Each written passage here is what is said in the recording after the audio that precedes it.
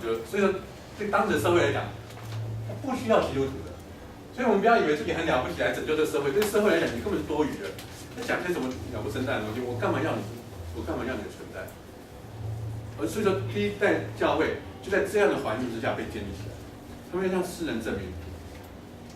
耶稣基督的福音是真实的存在，这很不容易，很不容易。所以要么你就被同化，要么你就被接受。你在中间怎么样选择？所以大家可以去思考。假设你是第一代，但是还有一些社会的背景啊，但是就是因为文化互相的交流，然后很重要一点就是当时单一语言几乎就可以走遍整个就希腊文，就不是拉丁文，拉丁文只有在西方，但是希腊文几乎全部都会通。这个很重要，因为当时的旧约的希腊文译本已经出现了，就70世译本。那这样的话，在传福音就有帮助，因为大家都看懂希腊文，这样了解吧？好，所以这是很重要的。那另外这里面有一些主要一些神学思想把哲学思想，包括斯多亚派、伊比库尔派，这在使徒行传10章里都出现过。好，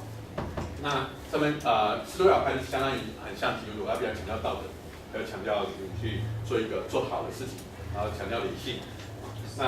那个伊比库尔派的话就比较强调说你去享乐，就在这享乐当中享受你最大的时刻。但是这个细节我就不多讲。那当时的那个宗教呢，这些多神论基本上对知识分子来讲是无法被欣赏的，因为太像人了。但是所以说，这个当时强调公义的神和圣洁生活，基督教就是受到特别的尊敬，是暗地里的。然后一开始是犹太人的破坏，到后来呢就是那个受到罗马政府逼迫，因为他们认为他是无神论者，当时无神论是要被逼迫的。所以这边主要讲说这个福音传播与希腊哲学很重要，因为当时主要3个的困难在于犹太宗教、希腊哲学和罗马政府。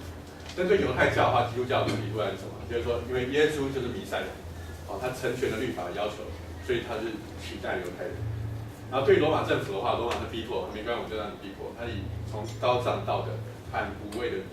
殉道精神来面对。所以这个逼迫虽然是很痛苦，但是终于可以得胜。但是比较困难的是希腊的哲学，因为希腊哲学本身是一个精神的结晶，文化的结晶，它并不是外表的东西，所以它不容易被取代，所以说你就必须要跟它对话。同样的所以基督教传到西方的时候，很重要一件事情，它并不是像一个蛮荒之地在传福音，所以和后来那个18世纪从欧洲去传福音到亚洲到非洲不一样。那时候宣教士本身很多的知识，很多的甚至跟着传间套利而来。要强迫人家相信，人家都会相信。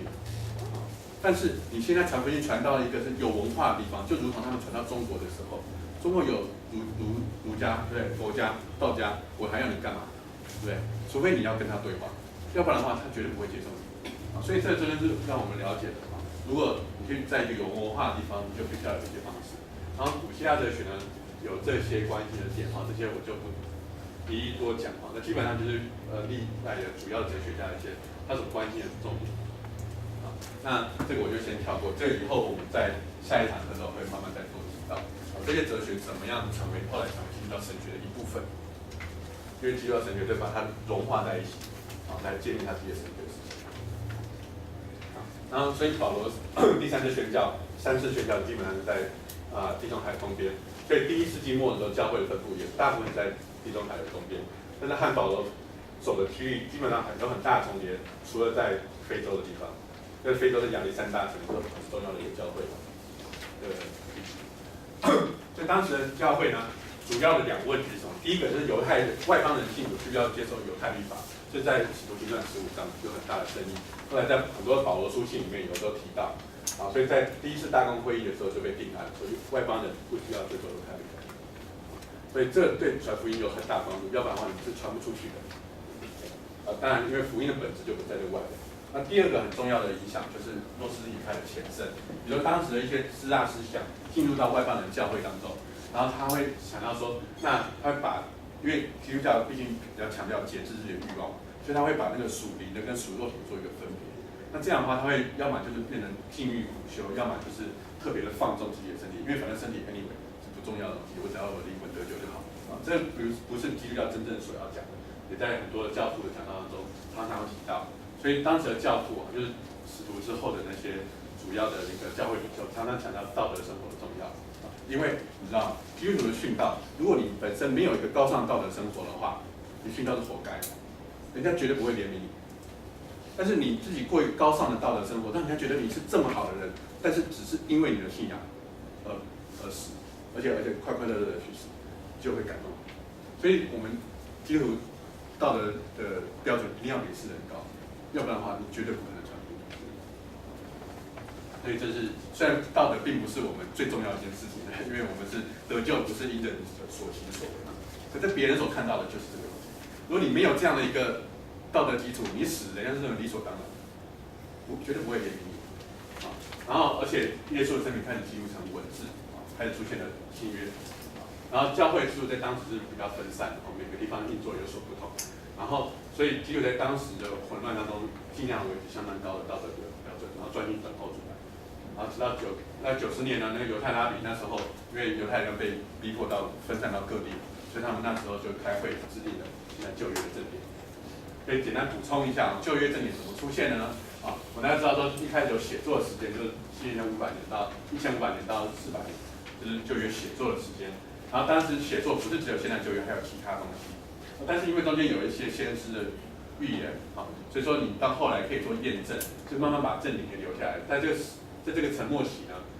并没有任何的以色列人的宣称代表上帝来说话，但是他们仍然有许多的著作，所以这些著作呢被收集在后来的希腊文的翻译本里面。所以希腊文当时的旧约翻译，包括还有其他的东西，只是说这些东西呢，不见得有那样的重要性。到了公元90年的时候，那时候呢犹太拉比，因为犹太人被分散到各处了，所以说这样我们还是要订立一个正典，这样的话我们才能教导我们的孩子要读哪些书。所以那时候就把它定义下来，定义旧约的正典。那旧约正典呢之外呢，还有一些别的东西，也许你们听过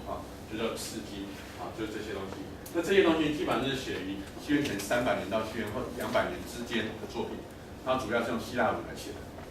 所以这是犹太人写的，但是用希腊文来写，所以犹太人本身并不完全接受它，而且中间有一些讯息是很奇怪的，跟旧约有所冲突，而且甚至历史都有点问题，所以犹太人自己都不觉得那是等同于旧约的话。所以犹太的圣经呢，就是相当于我们现在的旧约。那基督教的圣经就有旧约和新约，中间有400年是没有的。那对天主教来讲，它就有多的圣经，那多的15本，然后或者是14本，因为把它2个连在一起就有14本。OK， 那这几本圣经呢，其实呢，虽然它信仰上算是正统，可是它里面的一些叙述，其实很多很古怪、很神秘，像启示录里面这样很奇怪的一些东西那包括有一些特别的神学思想，包括炼狱为死人祷告这种奇怪的东西，所以犹太人自己都觉得这些东西怪怪的只是说因为当时已经成为希腊文了，所以后来就教会就整个接受下来，所以在当时的天主教里面就觉得说，东天主教、东正教通常就把这些一起接受叫做神的话。当下一堂课的时候我们会讲，后来在翻译的时候，翻译成拉丁文圣经的时候就有所区别了，因为大家知道说这一些经文怪怪的，然后犹太人都不太接受它，那我们为什么要接受呢？所以它有另外一个名字的事情。可是说你现在买一个天主教的圣经它还在里面，那基督教圣经的话，通常不会有这个东西。其实你到网络上可以查得到。那最后最后一点就补充使徒的时期教父。除了刚才使徒之外，还有他的后来的人。那其中最有名的就包括罗马的格利勉，这个可能在腓立比书第14章第3节有提及，因为他讲到罗马的格利勉在时间上差不多但是不确定是不是同一个人。还有那个伊格纳迪欧，然后斯米拿、庇吕贾那庇吕贾我现在要特别介绍，庇吕贾是士米拿的主教他是使徒约翰的门生，所以他是亲眼看过使徒的人。甚至他有一个学生很有名，叫做艾任纽，在第2世纪的时候有提到，他曾经写信给艾任纽说，以他看来，因为他是约翰的门生嘛，他有机会也看过其他的使徒，以他看来，使徒时代的辉煌在我们这个时代已经不见了，懂吗？所以我们看这些教父好像很伟大，可是对他们来讲，他们说亲眼有看过使徒来相比，那个辉煌已经不见了所以他觉得使徒是特别的，看他们是无法相比。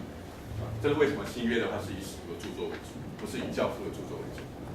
而且他基本上很小就信主，86岁信到几乎信主80年左右。然后巡抚那时候要给他机会背叛，说你只要否认你是基督徒，我就放你。然后庇吕贾就说了一句很有名的话，说我从小到大从来没有亏待过我，我怎么可以被绑架？所以他说他只要求说你把我绑着就好，不需要钉我，因为我太老了然后他就把他给烧了。那这个其实很感动，因为那些兵丁来抓他的时候，他刚兵丁到家门了，他说好，就你们不要准，我不会跑哈，你们坐下来，我请你们吃顿饭，太累了哈，吃完饭我就跟你们走。所以那些兵丁抓他都觉得，因为老人嘛，那这种气度是完全很难想象的。所以小节呢，在当时的教会在组织上面来讲是分散的，但灵修上面来讲比较强调德性，但而且强调训导。训导这件事情在下一次会更明显那时候我会再多讲。在神学上来讲，就要防备律法主义还有体育主义。那他所面对的环境呢，就是在政治的纷乱还没有危平，然后文化还在逐渐统一，但是社会还算平衡。所以他们基本上当时教会对外面是没有太大的影响力，但是呢，他们就很努力的去活出一个有活泼的盼望，这是很重要的一个资产。那最后我想请大家一起读这一段经文，这个是我觉得是对这段教会很好的一个总结。虽然它是写在圣经里面，但是很像我们刚刚所谈到教会的一个状况。他们是一群这世界上所不配有的人，这世界上所不愿意接受或认为说不需要存在的人。但是在这个犹太人和罗马人和希腊人强大的压力之下，他们怎么样存活下来？可能就可以看到经文里面就可以看到一些端倪。我们一起来念。来，犹太人要神迹，希腊人是有智慧，我们宣传十字架的基督，在犹太人为绊脚石，在外邦人为愚拙。但在那蒙召的，无论是犹太人、希腊人，基督总为神的能力、神的智慧。因神的愚拙总比人智慧，神的软弱总比人强壮。弟兄们啊，可见你们蒙召的，按着肉体有智慧的不多，有能力的不多，有尊贵的也不多。神却拣选了世上愚拙的，叫有智慧的羞愧；又拣选了世上软弱的，叫那强壮的羞愧。他也拣选了世上卑贱的、被人厌恶的，以及那无有的，为要废掉那有的，使一切有血气的，在神面前一个也不能自夸。但你们在基督耶稣里是本乎神，神又使他成为我们的智慧、公义、圣洁、救赎。如经上所记，夸口的当指着主夸口。好，那最后呢？这有一个周间作业就是大家可以去找一下这初代教会的一些教父，你就打一下名字 ，Google 一下，多查一下那你可以去看看他们的故事。然后另外呢，也许大家可以想一下，西方文化基本上有3个基础，一个是希腊哲学、罗马法律和希伯来宗教，和基督教。那我们想一想我们自己所属的文化呢？在中华文化里面，所以我们看历史，不是了解历史，要看看现在。你的文化里面受了哪些影响？那这些影响对我们宣教的启发是什么？我们有没有什么策略、什么一些想法？也许大家可以弄这个机会，读教会历史的时候可以想想现在。好，那今天因为时间关系，我们先停在这边。如果你有其他问题的话，可以再来找我，我们一起做一个结束祷告。现在天父上帝还是来面前，真是感谢你，让我们今天有机会开始我们教会历史这堂课。虽然时间有点赶。然后内容可能有点仓促，但是也求主你自己用你这些恩典来遮盖，也求你让我们能够有这样亲自学习初代教会的使徒，或者使徒时代的教父，在那样逼迫的环境当中，他们怎么样让自己成为你自己美好的见证能够继续在这个混乱、很受逼迫的时代里面，仍然坚持的那一个对我们的一个盼望。谢谢主，也求你继续带领我们以后的课程。也让我们能够知道怎么样把握适当的时间，也能够在这个有限时间当中可以学习到更多的东西。谢谢主你的怜悯，垂听我们祷告，但祷告感谢靠耶稣基督。好的，那如果说还没有签到的，或者说你要加入 Line